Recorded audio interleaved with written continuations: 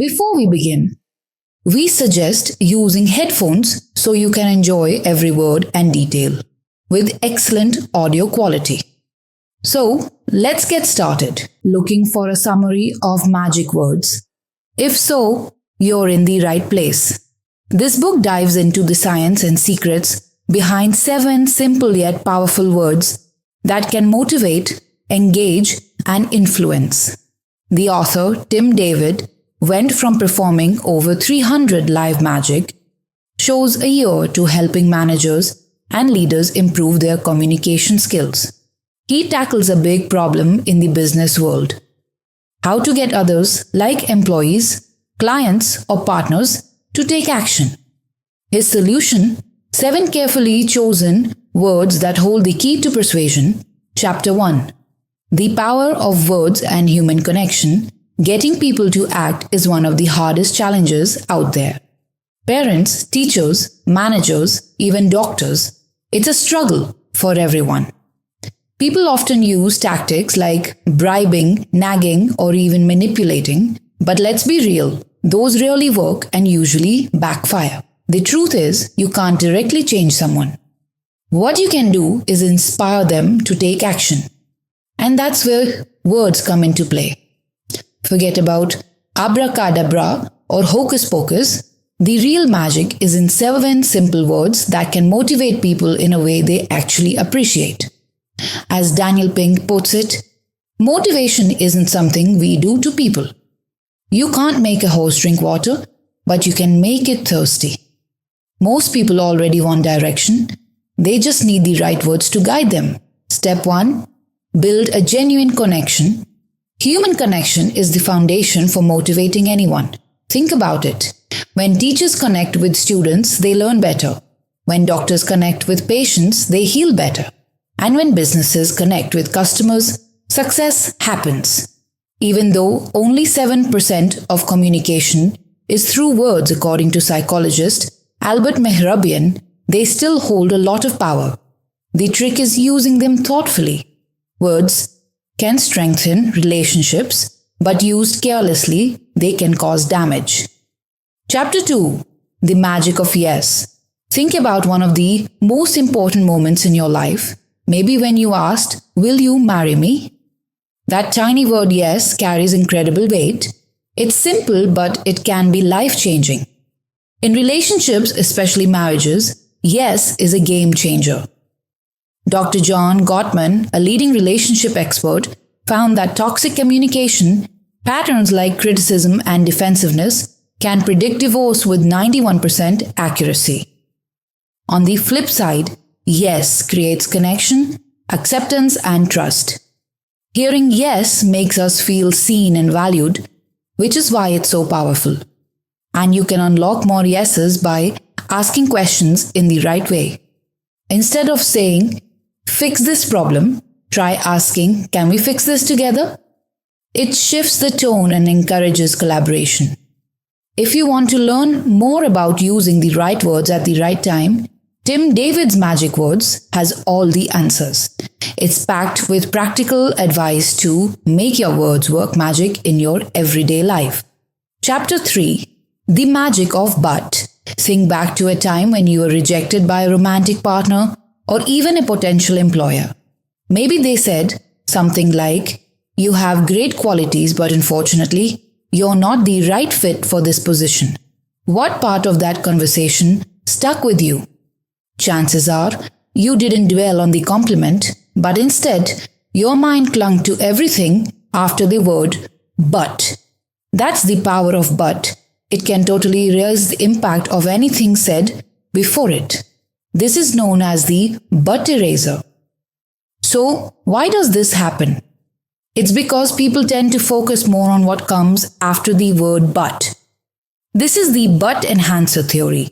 To use this to your advantage, it's best to lead with something you want someone to forget. Throw in a but and finish with the key point you want them to remember. For example, if you're a salesperson, you might say, "I understand you're not ready to buy life insurance right now, but think about the benefits it could bring to your family."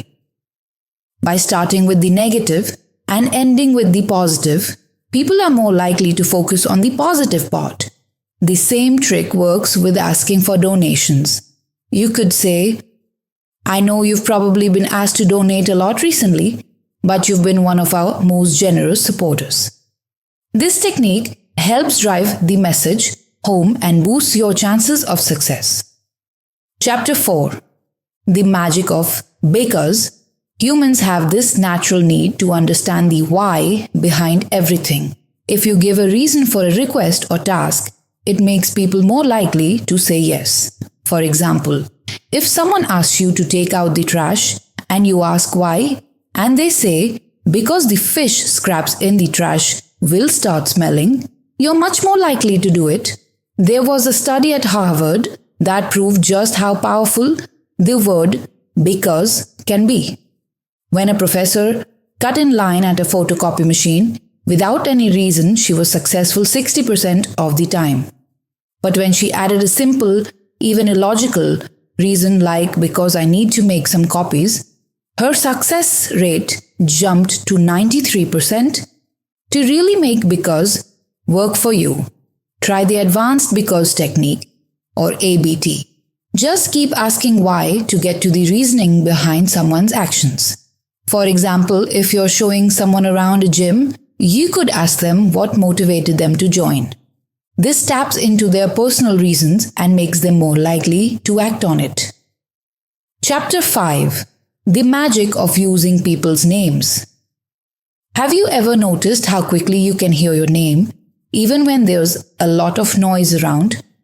It's like we're biologically wired to pay attention when someone says our name.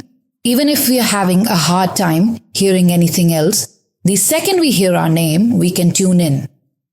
Using someone's name can be a really powerful way to build trust and connect with them. Our names are closely tied to our sense of who we are, so hearing our name makes us feel special and recognized. This idea is called the name-letter effect, and it shows that we tend to favor the letters in our own names. Studies have found that people with certain names tend to have preferences based on them. For example, someone named Kathy might prefer Coca-Cola, while someone named Peter might lean toward Pepsi. And did you know that the name Georgia is way more common in Georgia than anywhere else? It just shows how deeply names are connected to our identity, and that goes beyond just being a label. Chapter 6. The magic of if. The word if is a little word with big power. It helps people think outside the box and get more engaged by asking them to think hypothetically. What's amazing about if is that it can even beat reverse psychology. Here's a cool example from a study by Matthew T. Crawford and his team.